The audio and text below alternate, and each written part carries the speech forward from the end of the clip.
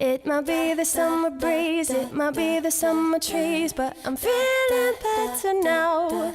I'm feeling better. I'm feeling better.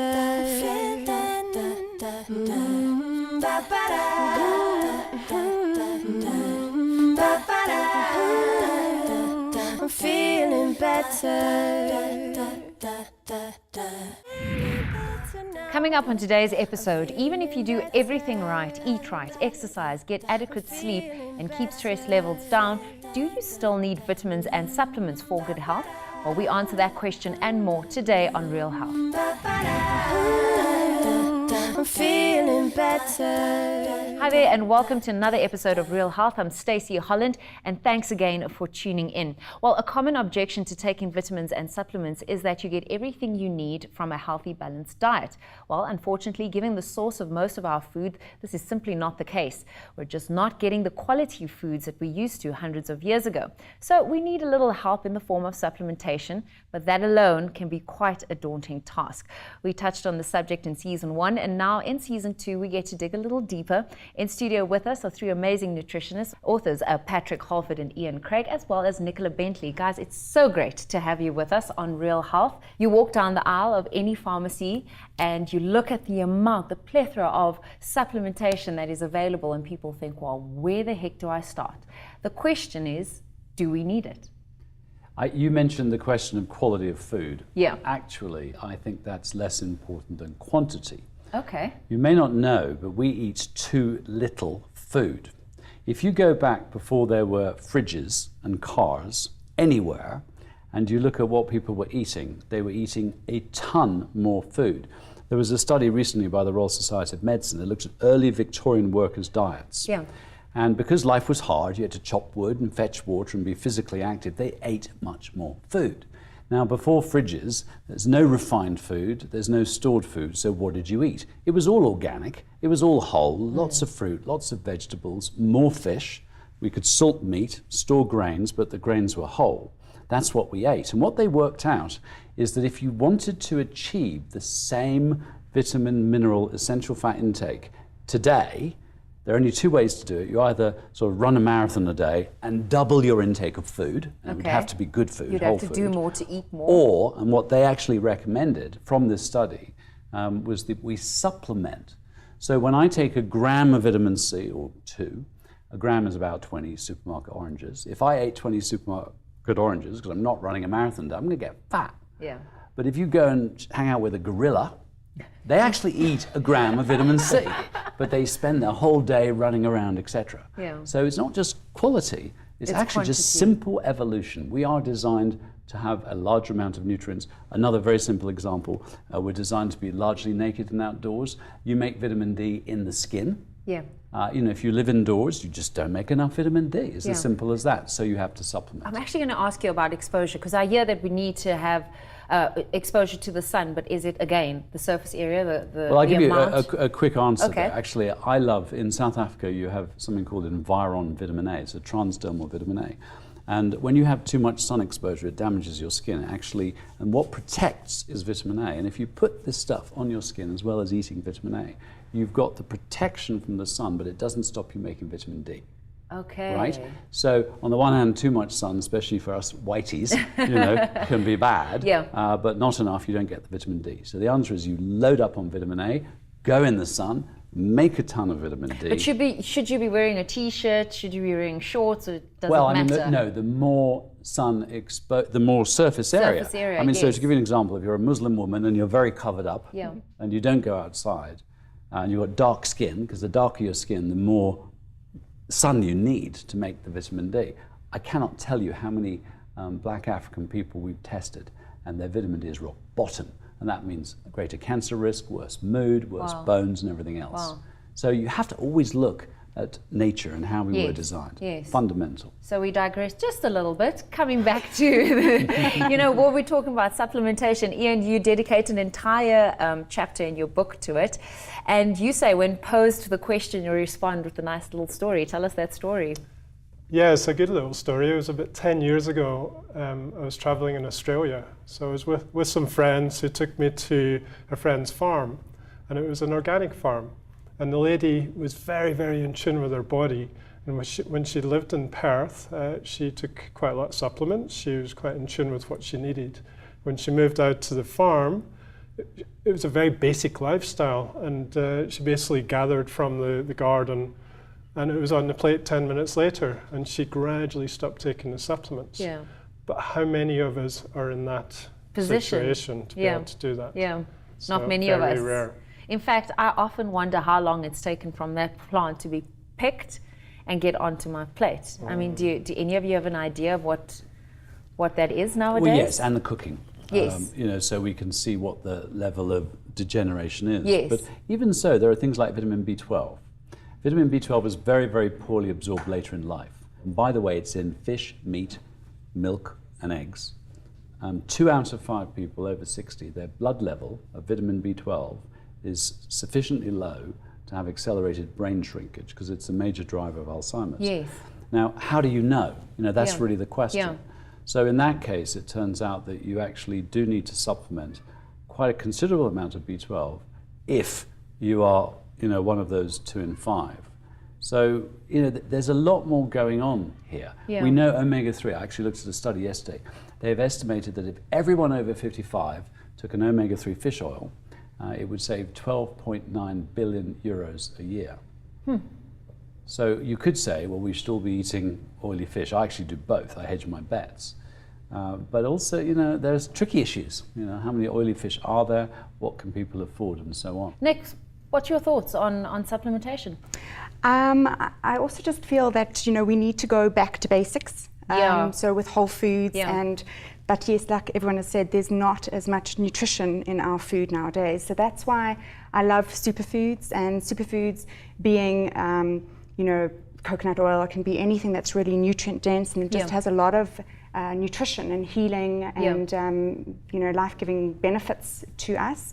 So yeah, I feel that we do need to supplement, but we need to find good sources of it. And so I definitely think there are some really nice, convenient ways of upping our nutrition. Yeah. For those of us that don't know the difference between vitamins and minerals, can we break it down a little bit?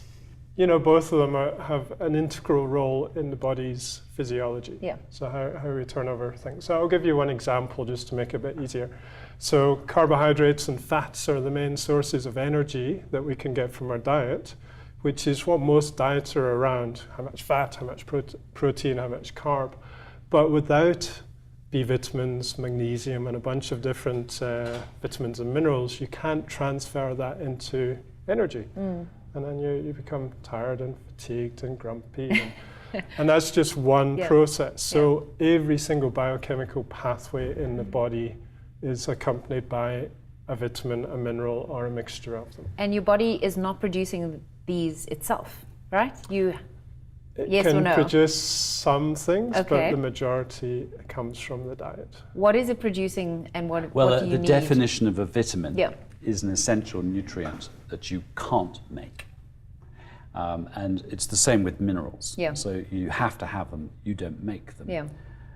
What many people don't realize is that all animals make vitamin C in very, very large quantities, and they make it from glucose. And the only animals that don't is the guinea pig, which is why it's used for research, Okay. the fruit-eating bat, the red-vented bulbul bird, and primates. And what we think has happened is that we used to live in a jungle fruit-rich environment, like the gorilla, and we could eat enough vitamin C, and it seems like one of our distant ancestors lost the ability to make it. Didn't matter, because we could eat it in the jungle. Yeah. So we had all this extra glucose for energy. So that subgroup became dominant, okay? If I have a goat my size, body weight, it makes 16 grams of vitamin C a day. That's a lot of oranges, okay? Yeah. So when I take a gram or 2 of vitamin C, I'm actually evolutionarily doing what all other animals do. I'm doing what other primates do. And funny enough, you go to London Zoo, they give gorillas 4 500 milligram chewable vitamin C's a day. Wow. And if you ask them why, they say that's what keeps them healthy. That's what they get in the wild. Okay? So nutrients are things we've lost the ability to make. Okay, Yeah. fantastic. I think something Patrick said earlier, Yeah. we're not eating the quantity Yes. that we used to. Yes. I totally agree with that.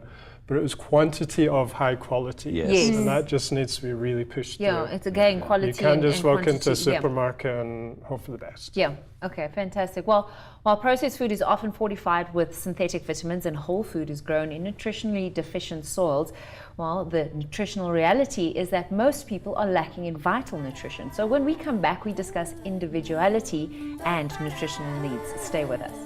I'm feeling better.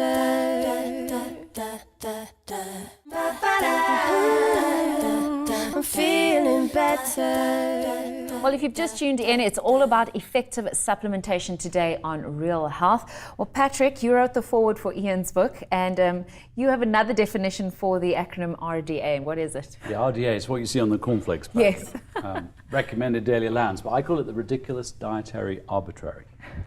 And partly because they're not really based on very good science, but also because we are all different.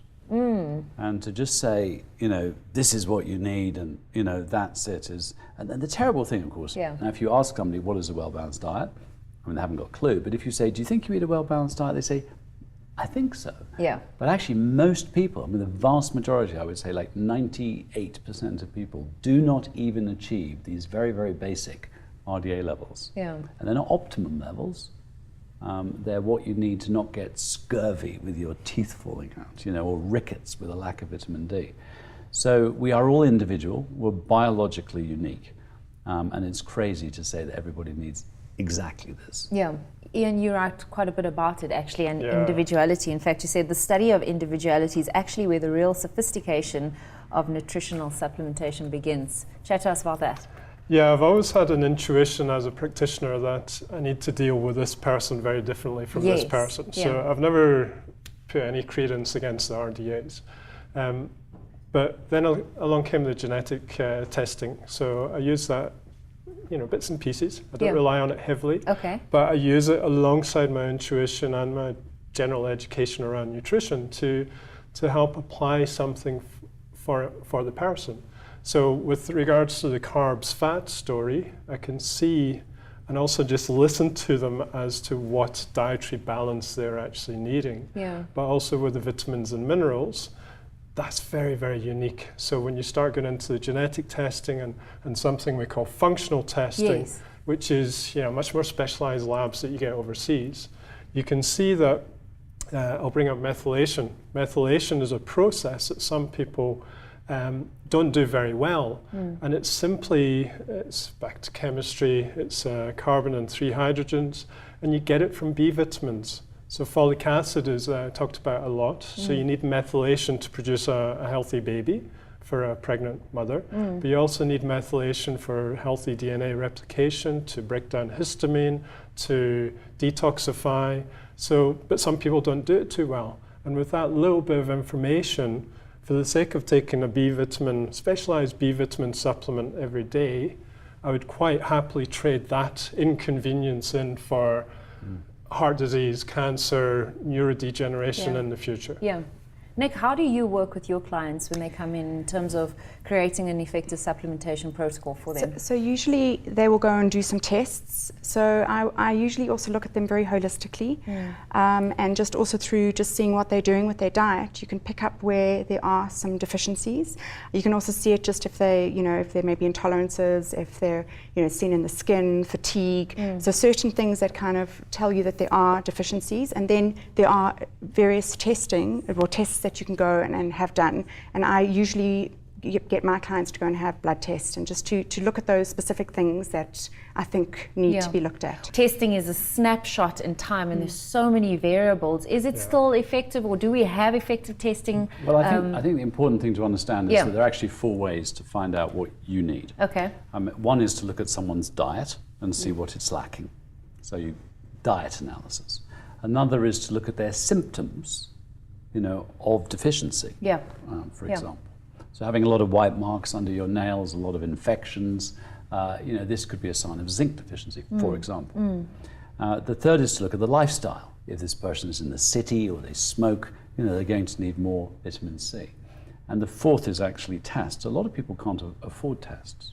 They're expensive, incredibly They are. expensive. And if you have a test, you don't just want to necessarily measure the blood level of something. So Ian mentioned methylation. Yes. And the blood test homocysteine, which is actually not too expensive, is what we call a functional test. Because if you're not doing methylation, the homocysteine goes up. And that means you're lacking one of a number of B vitamins. It doesn't tell you which one, but it tells you that whatever you're eating is not right for you. I've built on my website the 100% Health Check. It takes about 20 minutes to fill out. It's free. Fantastic. And it asks all those questions. Yeah. It doesn't do the tests, but there's a section where if you have the tests, you can fill in the results. And it shows you the territory, what is likely to be good for you to supplement, eat more of and less of, and so on. So you could use that as a step one. Yeah, I mean, a nutritional therapist can actually work with you one-on-one. Yes. And obviously get a little bit deeper. And if you can afford to have tests, that could take you a little bit deeper as well. But Yeah. the basics, you've got to know what someone eats, you've got to know what their lifestyle is, you've got to know what their symptoms are. Yeah. So if someone knows that they should be supplementing, are there dangers in doing it themselves, in self-supplementation? Yes. You have to be careful because a lot of people don't know themselves well enough and know the nutrition industry to understand exactly what they need. Yeah. But number one is to look at good quality supplementation. Yeah. And unfortunately, a price does come into that. So is that a good indication of a good quality supplement? It's not everything, but there's a certain level. Okay. You don't want to just walk into Clicks and just grab the cheapest off the shelf. Yeah. Especially certain things like fish oils. I would want a really good quality Okay, one. so if someone says, I do have budgetary constraints, Yes. what would you advise keep people it to do? quality, but do less. Okay. So I pride myself in trying to stay within 5 supplements with a client. Okay. Some need a few more things, Yeah. but you focus on the most important thing at the time. Gut health, for example, Yeah. is a massive one. Yeah. So you might need just 1 or 2 supplements for the gut that actually helps the other symptoms in the body. And of course, once you start supplementing for one area, Nick, it improves your condition in another area, so you perhaps wouldn't need as much supplementation there as well. What type of tests are you sending your patients I for? actually more work on looking at my clients holistically, Okay. and working more with supplementing a couple of superfoods, if need be, some minerals and the odd vitamins, but I'm not heavy on the supplementation side. Okay. So and then if I see that there are some issues, then I would rather send them through to a specialist Okay. to look at it. But I usually will take someone and they'll give me a food and mood diary, and I look at what they're doing in their lifestyle. Are they sleeping well? Do they have problems with their digestive health? Yes, yeah. Things like that. So it's more like looking and changing a couple of little things that are quite powerful, Yeah. and So just it's a small little tweak change, yes, with with some really good and results. effects. Okay. And if it's something that I feel that's out of my field, then I will send them through to someone else. But I like to kind of get back to basics, look at whole foods, Yeah. and looking at like things like superfoods where you've got nutrient dense.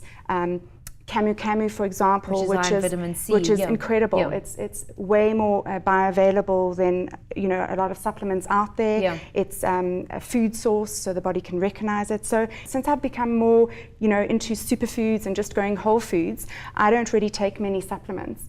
I get it through my diet, but through these specific things like your spirulina, which gives you a lot of the B vitamins, and then like Camu, or your. There are myths. There's a myth going around that the blue-green algae and spirulina gives you B12. Yes. It doesn't. It doesn't work. There are actually 2 vegan foods that do give you functional B12, Okay. and they are shiitake mushroom and lava seaweed. But the blue-green algae is not functional. We've tested people with pernicious anemia, which is a lack of B12, and given them spirulina, which has something that looks like B12, but it's not actually human B12. So generally in the world, what you do find, Alzheimer's, for example, is an area I happen to specialize in, is that vegans have higher homocysteine, they have worse memory. So I think you have to sort of put everything in the mix. I mean, I used to be vegan, and now I'm a smoked salmon vegan. I eat eggs. I don't have dairy products myself. I have very little wheat. Very little meat. I mean, occasionally it's Christmas. My son, we're setting up a farm together, and we have nice, free-range turkeys. I'll have some turkey then, but generally. So you've got to be a little careful. Well, synthetic vitamins and minerals are not identical to natural ones and can typically cannot be properly or efficiently utilized by your body. So when we come back, we ask our guests about nutraceuticals versus pharmaceuticals. I'm feeling better.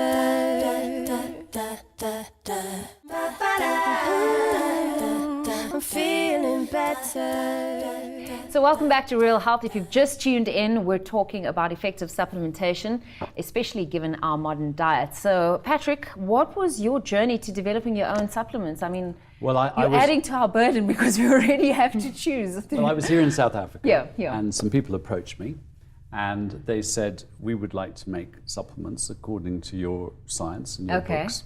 So I didn't have a range of supplements, and I thought, well, that's absolutely brilliant. I mean, apart from anything else, it means that I can get exactly what I want. Yes.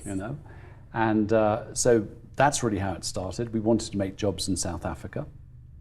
And I actually think that there are 3 basics for everyone. I'm going to show you what I take. And it's very, very simple, right? 3 things. So the first, omega-3s, there's a bit of omega-6 in there, right? So that... It's too much in omega-6 it's pro-inflammatory. Well, right? I don't think so. You get the good stuff. Okay. In other words, the evening primrosol or borage. So omega-3 mainly, but also omega-6. Vitamin C, I think we all need extra vitamin C because I think it's part of our evolutionary design. There's some extra things in there as well. Berry extracts, which enhance the effect, synergy. And then a multivitamin. Most multivitamins and minerals have no magnesium. You need at least 100 milligrams of magnesium. You need at least 10 milligrams of zinc. These cost 10 Rand a day. How much is a coffee? I don't know. $30, I would say. So that's the difference. I get a discount. I still buy them, but I get a discount. So it's not that much. But if somebody didn't have much money, I would say get a multivitamin and mineral. At least cover the basics. Because that's a question that's come through on social media. Do I need to be taking a multivitamin? I'm not a big one with supplements in the sense of taking pills.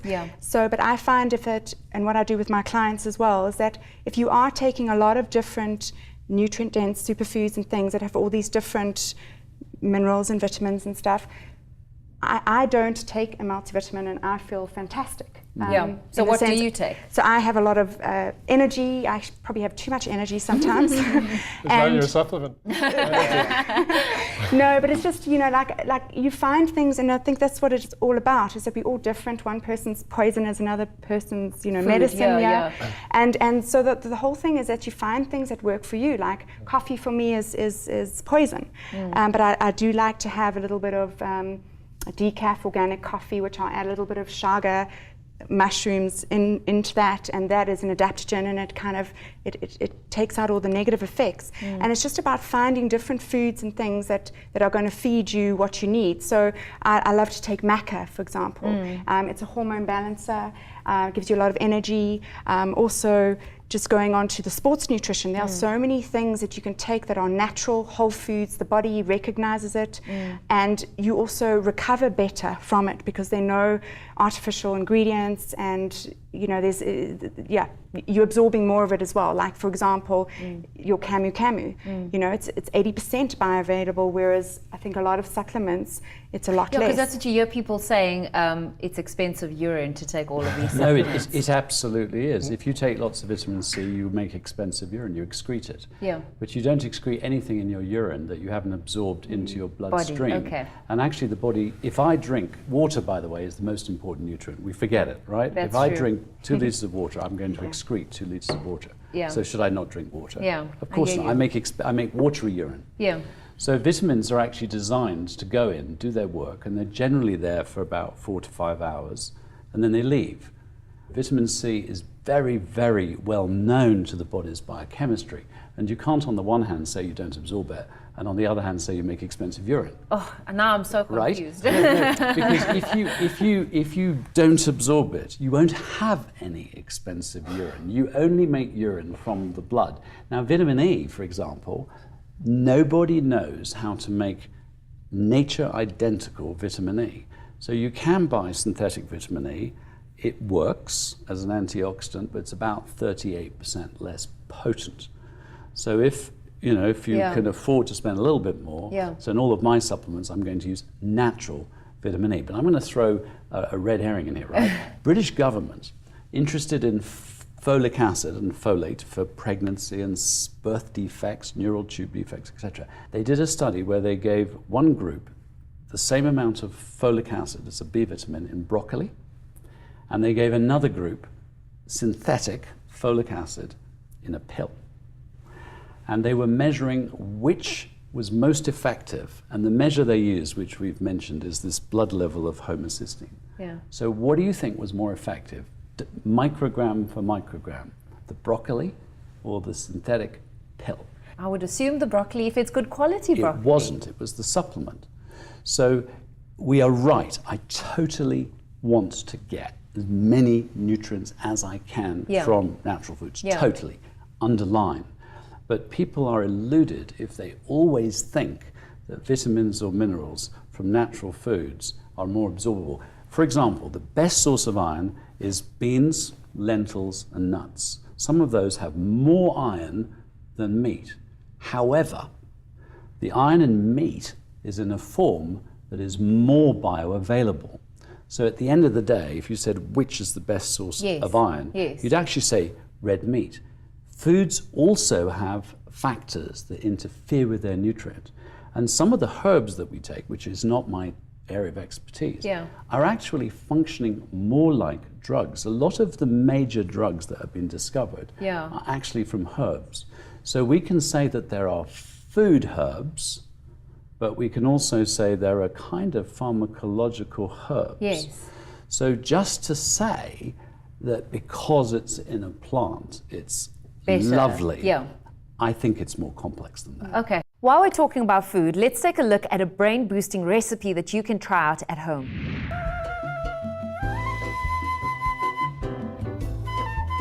Many of us are on different forms of diets or eating plans, but what is important is that we all get the right types of vitamins and minerals from various food sources.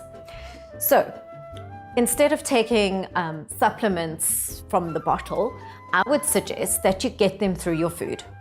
One of the important things is to have a good breakfast, as you all know. Now, I'm not talking about the cereals in a box and all of that. We're talking about a good, wholesome breakfast of either eggs, fruit, smoothies, yogurts, that kind of food.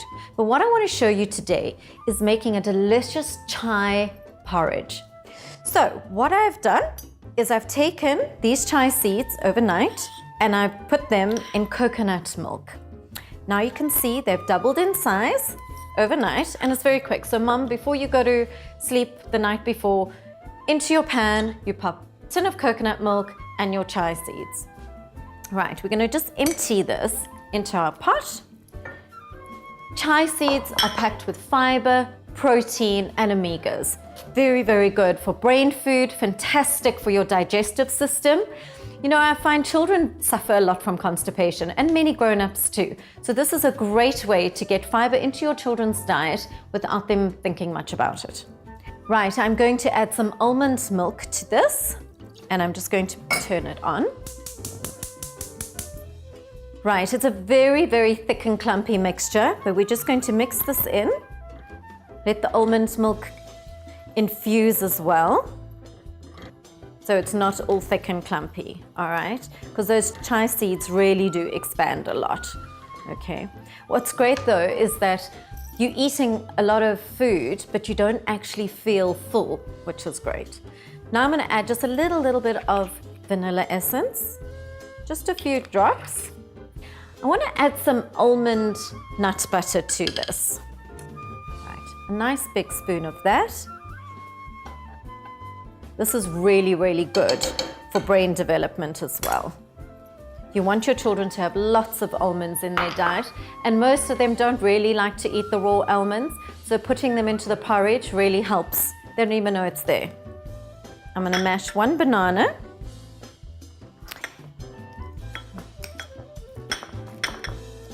All right, let's just add in the banana. Banana is full of potassium and magnesium, great for energy. You want your children to be absolutely nourished before they go to school, as well as you. Right, the next thing, if you're an athlete and you want to add a little bit more to that, because you're doing a lot of training, you can always add a protein to it, but make sure you are choosing a good quality protein supplement. I'm just going to add actually about half a little scoop of protein to it. What's great about this breakfast is that there's no added sugar, it's all natural, no preservatives, additives. It's just good quality food. There we go. Nice and warm, everything's already cooked. Add it to the bowls. And this will feed my entire family in the morning. Now, you can also sprinkle with some hemp seeds. Hemp seeds are packed with loads of omega-3s. Great for brains, great for learning. And then I'm just going to finally do a little bit of apple to go on top. And there we go, a breakfast that literally took 5 minutes to do. Great form of vitamins and minerals in the morning. Did you know that there's no supplement that can provide you with biophotons? I'm going to pick our guest's brains about that. The only place you're going to get this kind of nutrition is from high quality food sources. While wondering what a biophoton is, stay tuned to find out.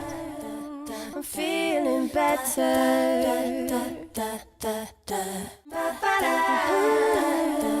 I'm feeling better. So as the word implies, supplementation means in addition to, not in place of. So no matter which supplements you choose to take, there's simply no substitute for good, healthy eating habits. So once you've got your diet down pat, how do you go about selecting the right supplement? But before we go to that, I know you wanted to jump on the bioavailability and, give us your Yeah, I thoughts don't there, want your viewers to go away totally confused. Should we do Patrick's pills or Nikki's powders? I use both. Okay. So I'll use the pills to just get the basics right, whether you need a bit of methylation support or liver support. But then I love using the superfood type of stuff in smoothies. Yeah. And what I call red powders, which are antioxidant-rich berry extracts, green powders, which are the spirulina and chlorella and all that sort of stuff. And they've got different effects on the body. Yeah. So if I want to rev up the liver a bit more, get the green powders in. Okay. If I want to build up the antioxidant response to exercise, I'll get the red powders in. And yeah, the superfood range is massive. So there's a powder for every day. So myself and co-author Rachel, my fiance, we have a cupboard, which is our smoothie cupboard. So we'll open it and say, right, what do I feel like today? Do I need maca? Do I need a little bit more Vuma? Yeah. Or do I need some camu for a little bit more vitamin C because I feel like a cold coming on? Yeah. So use both. It shouldn't be a confusing thing. Yeah. But Patrick also touched on absorption. So why was the folic acid in the pill absorbed better? More available to the body than the broccoli? Yeah. It's just digestive health. Yeah. And digestive health is the first thing I deal with in my clinic all the time. Yeah. If you don't have good digestive health, you don't absorb. So you might be spending a ton of money on good organic food at the organic markets, but you're not absorbing it well, and it really is a big problem. Well, yes, I mean, so many amazing studies on the active ingredient of turmeric, which is called curcumin. However, it's actually very hard to absorb turmeric and the active ingredient into the bloodstream. So now all the supplement companies are scrambling to find a way of sticking the curcumin in with a lipid or a fat or a phospholipid. And we've kind of got to the point now where you can absorb the active ingredient in turmeric about 100 times better than the actual turmeric. Now I want to tell you, in my kitchen, if you go there, I've got a pot of turmeric, I've got a pot of cinnamon. Every single day I drink moringa tea. Yeah. That is my caffeine-free kickstart. Okay. You can actually buy it in Discount. It's called Awake. So I use superfoods. I put chia seeds, very, very good source of vegetarian omega-3, plus protein, plus magnesium on my cereals. So I also use superfoods. So I think it's all, in a way, Yes, supplementing yes. and increasing Holistic things. supplementation, just the way you're looking after your body holistically. But sometimes, I mean, in the old days, the witches, the healers, the herbal medicine people would find a really high concentrated source of something, produce a concentrate or a tincture. It's usually disgusting. And they would basically be mega dosing, active ingredients and herbs. And then, you have people going, oh, you shouldn't mega dose vitamins. Years ago, I was, at the very, very beginning, people were very anti-pills. They thought they were drugs. And I said, there's nothing natural about sticking needles in people, acupuncture. There's nothing natural about manipulating someone's spine, chiropractic. There's nothing natural about, taking a 10,000th dilution of belladonna, homeopathy. And there's nothing natural, actually, about taking 50 milligrams of vitamin B6. So what are we all doing in complementary alternative medicine? And the answer is, we're taking someone who's sick, their system is out of balance, and we're altering their environment, be it physical, be it chemical, be it energetic, to allow them, and this is the important thing, allow their very intelligent system to come back into balance.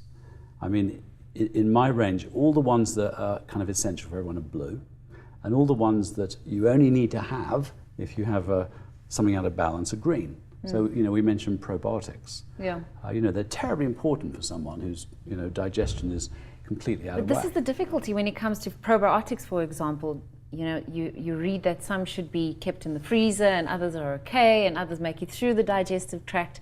So obviously we're trusting you, but if you walk into a store, in terms of choosing the correct probiotic. Some are made in a way where they Yes. need to be refrigerated. Yes. Some actually are sort of are dried and they're stable Yeah. until they hit water and a food source, which we call a prebiotic. Yeah. Now, there is an argument for supplementing probiotics every day.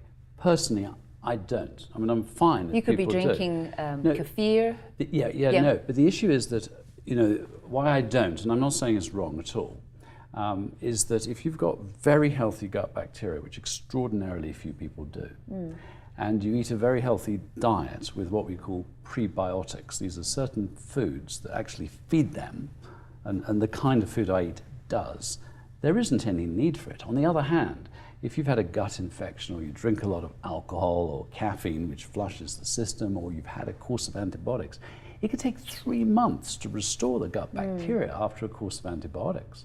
So most people can benefit from probiotics. I don't take them unless, I got sick or, Whichever whichever stage you are in your life. Yeah. I'm using probiotics in food form a lot more now. Okay. Like you mentioned kefir, Yeah. or kefir, Yeah. but also sauerkraut. Yeah. Fermented And other fermented German foods, cabbage. kimchi and And I think we're very at the early stages. Well, it's very old stuff, Yeah. but we're at the early stages in science for testing Yes. probiotic Yeah. activity. Yeah. But you got the prebiotics in cabbage and probiotics from the fermentation Again, process. it's all in that food. A little bit in your Yeah. salad at lunchtime Yeah. every day. Nicola, That's what how I are do. you advising your clients around supplementation given different stages of life? I always like to look at what is lacking in someone's diet, first of all. And there's also a wonderful range called Super Thrive, which actually is geared towards children. So it has super herbs and superfoods that are geared towards children. There's one also for men, for women, and for digestion. So it's also looking at the different superfoods. We've got some beautiful mixes. So a lot of thing that is lacking in our diet, I'd say just the basics, is that we're not getting enough greens. So this is also a nice way of just adding it to a smoothie. So these powders actually are really convenient and easy just to add a power pack to your day. And then just looking at things like your more alkalizing proteins, because our diets are so full of processed and acid forming foods like our dairy and meat and things like that. So it's just bringing in the basics that we need through these superfoods, and we've got some beautiful mixes that are geared towards different stages. Also chia for all people, I'd say. For hormones, maca is amazing. It's a little root from South America, which is incredible for balancing out any problems that you do have with your hormones, with energy, just with fatigue. Ian, safe supplementation for active people, and particularly sports people, professional sportsmen and women. That's your forte, right? It's one of my areas, certainly active in sports. So safe as in not getting tested for drugs? Yeah, because that's something that pops up, comes up all the time. That's the toughest thing, especially in South Africa. In the UK, we've got a body called Informed Sport. So, and there's a lot of supplements now under the Informed Sport banner. So in theory, you take their products and you shouldn't have a contamination issue. Yeah. But there's only a very small number that's got to South Africa so far. Yeah. So I do work with some South African athletes, and I have to inform them that there is a small risk. I always go for top quality supplements. So, and I can even get certificates from the companies that there's no contamination, but they're not under Informed Sport. So it's their choice what to take. Yeah.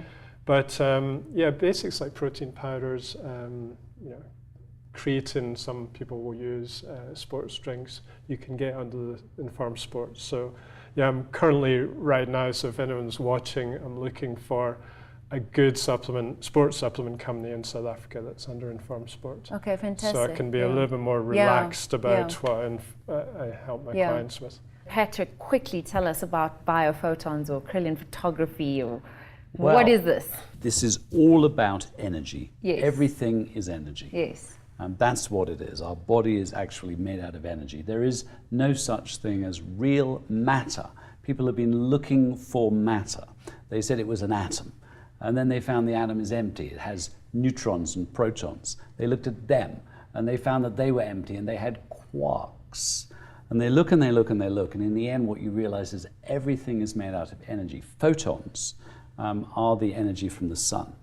Literally our planet comes from the stars. The thing that makes our planet is the stars. We are, if you like, star beings, stardust. Yes, yeah. What was it Joni Mitchell Primordial said? ooze, right? Millions of years of carbon. We've got to get ourselves back to your superfood garden, you know? So that's it. I did happen to research Krillin photography years ago, back in the 70s when I was doing psychology. And it's quite interesting. I'm not fully convinced, having researched it. But we want high energy foods. So I have a very simple idea, and it may or may not be true, it's just an idea. But the sun makes energy. That's photons. They're captured in plants. Now, if you eat a plant, you're getting kind of direct energy. Right? If an animal eats the plant, you're now at like second stage, right? If you then have an animal that eats animal matter, right? You're at third stage. If you then cook the animal, you're at fourth stage. So maybe, the superfoods where we're just using the plants that have taken the sun's energy, maybe they have some benefit. And that's why, I would say that a good 80% of my diet, maybe more actually, is plant-based. Comes from plant matter. Yeah. Wherever I can, I will buy organic. Yeah. But I want fresh stuff. Yeah. As much as possible. Most of my food, it's almost raw. Kale, for example. Here's a fantastic thing. You put a little bit of olive oil in a pan, chop up some onion. No, just start to sort of fry a bit of garlic. Oh, in a pan, yes, in a pan. Chop up the kale, put it in very, very quickly. All you're doing is generating heat. And then you can have 1/3 water, 1/3 tamari, that's like soy sauce, 1/3 lemon juice.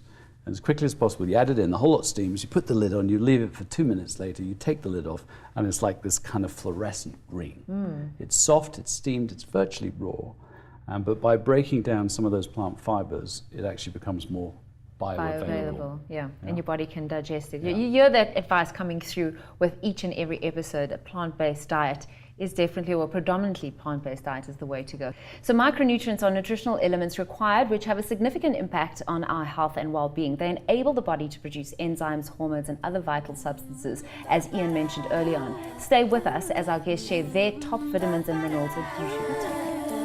I'm feeling better.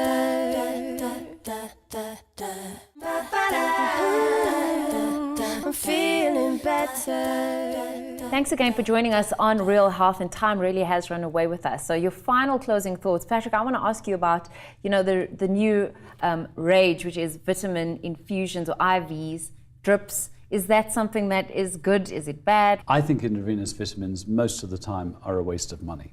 The reason I say that is that vitamins and minerals, they're part of our evolution. The body knows how to absorb them. The only one that gets tricky for some people, and especially for older people, is vitamin B12. And that's why sometimes B12 shots can make a big difference and give people energy.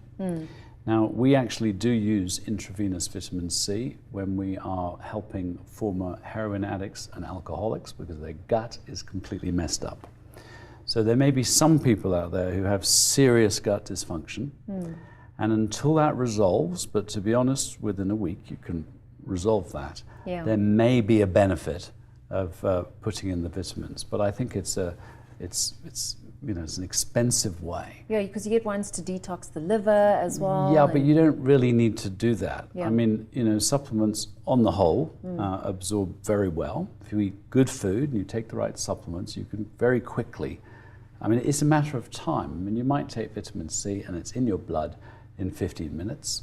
And you could have IVC and it's in your blood in 15 seconds. Yeah. So if you're really in that much of a hurry, But also, there are risks as well, because now the body will adjust. A lovely example, beta-carotene, that is the vegetable form of vitamin A, can convert into the active form, retinol. How much do you convert? As much as you need. Can you overdose on carrots? No. Can you overdose on retinol? Actually, yes. Yeah. Very difficult. But a polar explorer, ate a polar bear's liver and died, too much vitamin A. So when you put things into your mouth and into the gut, which is how we are meant to get our nutrients, the body will adjust. Okay. If you stick it straight in your blood, you better know what you're doing. Yeah. Ian, nutrient synergy and taking, often one nutrient can rob from another nutrient, and people need to be aware of that. Just give us your thoughts around that. Okay, it's quite a complicated subject. So I don't expect the average person to understand it. It's something that nutritional therapists are trained to at least have a feel for. Yeah. So certain things can enhance the uptake of other things, like a well-known one is vitamin C to help iron uptake. But then certain minerals may inhibit each other. Yeah. So if you have too much copper supplementation, it may inhibit zinc uptake. Yeah. So they're just examples. But if you go for a well-trusted multivitamin, you should find them in decent balance. Okay. And that's another topic. And and this is why people should exercise caution when trying to self-supplement. Yeah. Exactly. Yeah. So some people come into my office with a shopping bag full of supplements. Yeah. And it's often, individual vitamins, individual minerals. Yeah. So I'll often say, Yeah. here's a multi, maybe some antioxidants, maybe some extra C, maybe some extra D. Yeah. So keep it simple, stupid is the basic. Nicola, your thoughts on what people can start doing in terms of supplementing with superfoods? Yes, so it's just maybe adding, each day just starting with a smoothie, and you can add your chia, and we've got some beautiful mixes. So it's just maybe taking one thing out of your diet very slowly and putting something new in, and you'll feel like amazing difference in your energy levels. And then also maybe supplementing your daily coffee with moringa tea, or we've got sugar tea, which is incredible. It combined with faux tea has the same effect as coffee, but not the negative side of it. And it has SODs, which are your super oxide dismutase, which helps with cancer. Fantastic. Guys, there's so many questions that I still wanted to ask you about prescription drugs, and I wanted to go a little bit deeper into nutrient synergy. Hopefully we'll be able to bring you back, because this is quite a topic, in fact, to discuss. But thank you again for joining us on Real Health. I do have to let you go. And I'd love to hear your thoughts about today's episode, as well as specific questions surrounding supplementation that perhaps we could pose to our guests. Please send us an email to info@thehomechannel.co.za. Also, if you want to get in touch with any of our guests on today's show, you can visit thehomechannel.co.za. rsg.co.za for more detail. Until next time, goodbye, stay healthy, and remember our mantra, you're healthy, vibrant, and lean. Love and take care of your being. We'll see you next time. Cheers. But I'm feeling better now. I'm feeling better. I'm feeling better.